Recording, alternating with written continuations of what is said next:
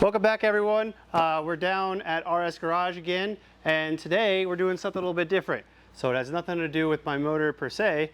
Reached out to Powerhouse Racing, was talking to Sam and the guys over there, talking about how I have some pretty atrocious boost creep problems. Basically, the car would run 32 pounds, and that's the minimum amount of boost it would create.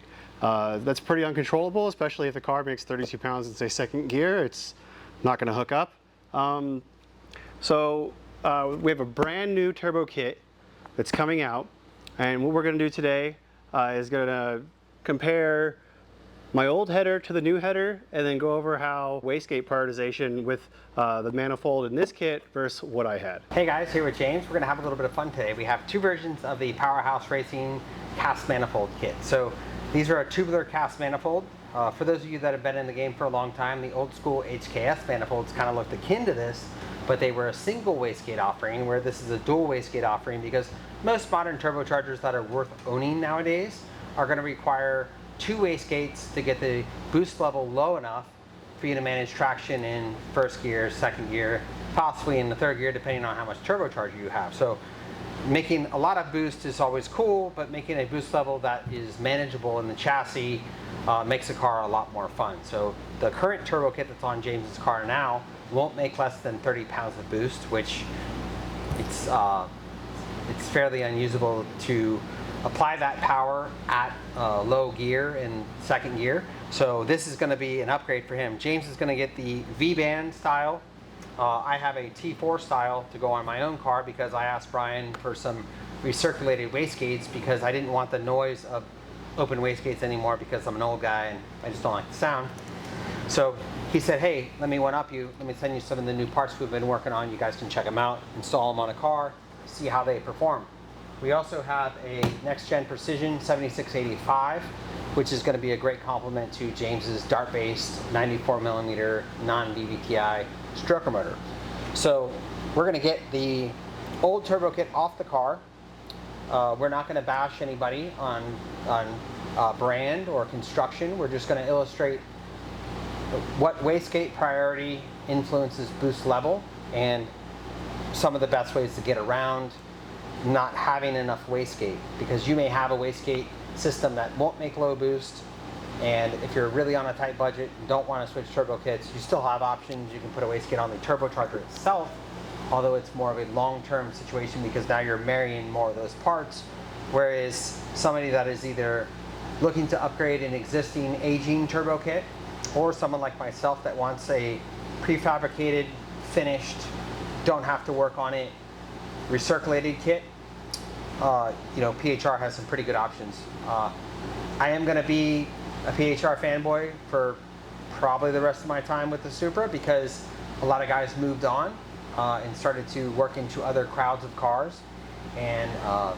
Brian and his team have stuck with the Supra, which is pretty cool, because even though these are aging vehicles, we do feel some kind of way about them, and we would like to continue to have access to quality parts and have some fun. And on that point, like, someone that's just getting into the game of owning a Supra, I've had mine for a year now, like, it's nice to know that someone like PHR is around supporting even the new guys like me. I can't say enough good things about PHR. You call and you don't have to buy anything from them, and they will generally be there for tech support on anything that they sell. And then, so both of these manifolds are also already jet coated. That is an option that is available when these are released. They will soon be taking pre-orders on them. I got some pressers that we'll put at the end of the video, so some information that was sent to me and that we will get out to you guys. Cool. Well, let's get wrenching.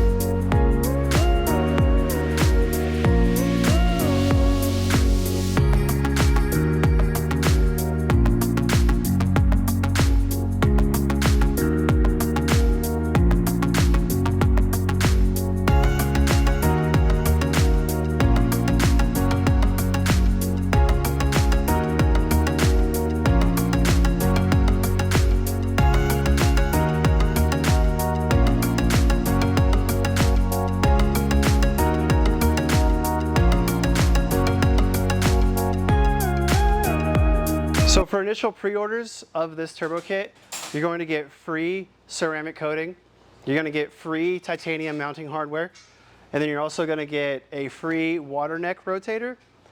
This is a total of about $500 in value that's included in this turbo kit.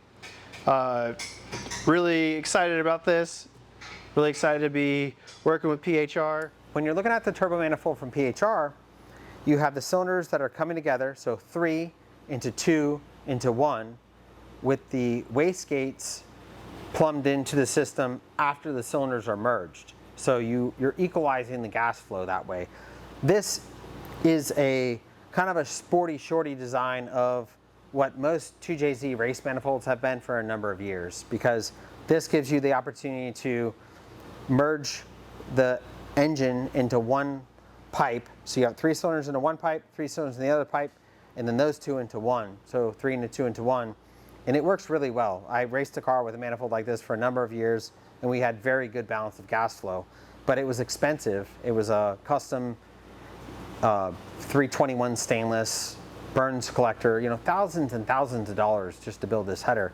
Whereas this is an affordable, bolt-on, reliable, easy to install system.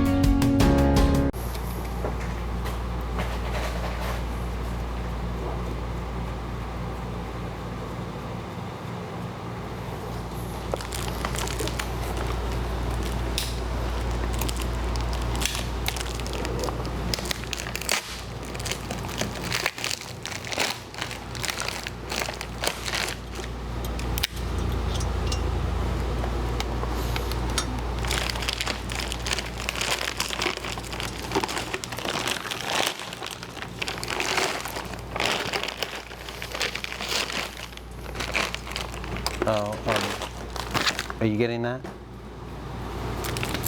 What's that, Jay? Are you getting that turbocharger? Yeah. Okay.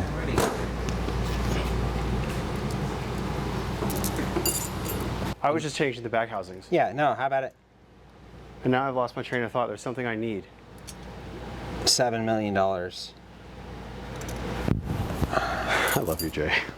So last time I was here, Jay and I were talking about, more or less hypothesizing, about how my previous turbocharger could have gotten damaged. And he educated me that, based off an assumption another guy made, that I probably peeled the turbine or compressor housing off, damaging either the turbine wheel or the compressor wheel. And he said it's important that when you're taking off a compressor or turbine housing, that you lift it straight up and down. So you can see the fins, the blades on the turbocharger are not very thick, and when you have a 30 pound compressor housing, that's a lot of weight for one of those thin little blades to hold. So Turbine housing, James. What'd I say? Compressor housing. Whoops. Jesus, James. Jesus. Take it serious.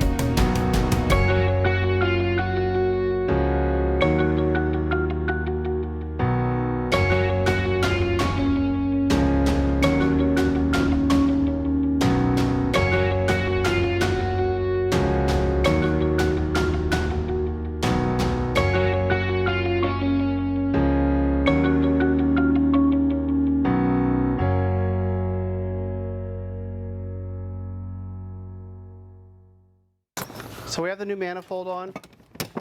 The one thing that I've noticed so far you do need to pay attention to is how you're going to route your vacuum lines for your wastegates.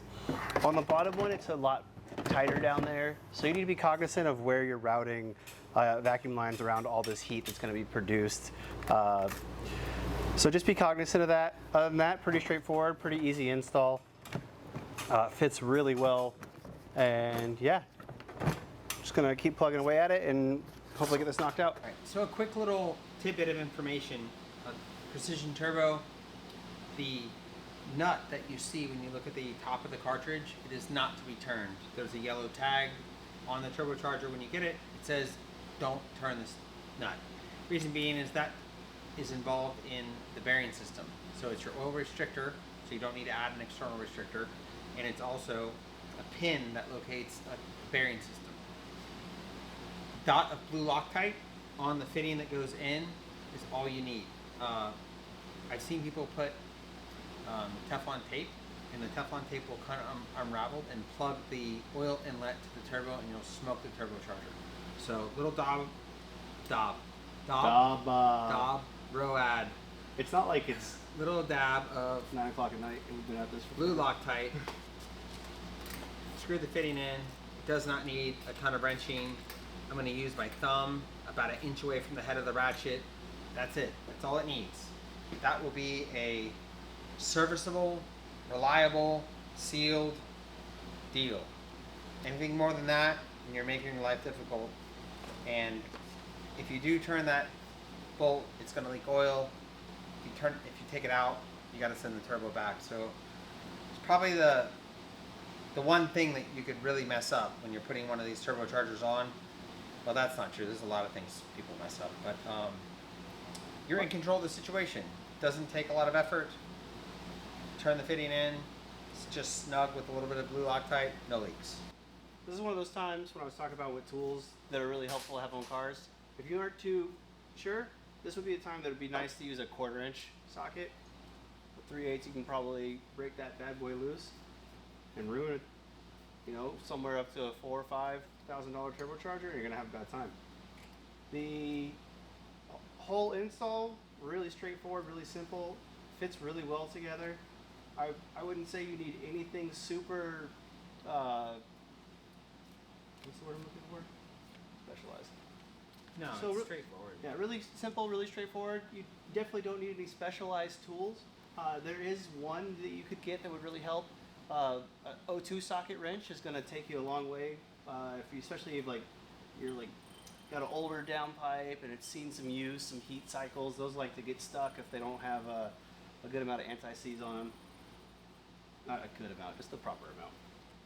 And then other than that, like 12-point sockets or wrenches, 6-point sockets and wrenches, and then a 3/8 and a 1/4 inch ratchet, and that'll get you done. And when you look at this turbo kit in pictures, there's a lot of long radius bends. Like this exhaust system is a long radius bend. The mid pipe is a long radius bend. Sharp bends change airflow. So it's pretty cool that during the fabrication and design process of the turbo kit that they're respecting the fact that systems that flow air well, they make more power. Like if you go back to the Gretty 4-row intercooler days and you just examine the charge pipes, there's no really nasty bends in it. You got to get tight over there on the driver's side, but nice long radius bends throughout the system are going to make it flow better. Hey everyone, just got back from the drive home. The kit, great. Turbo, great. Can't thank Jay enough, can't thank PHR enough. I hope you guys liked the video. Thanks for watching, and we'll see you next time. Peace.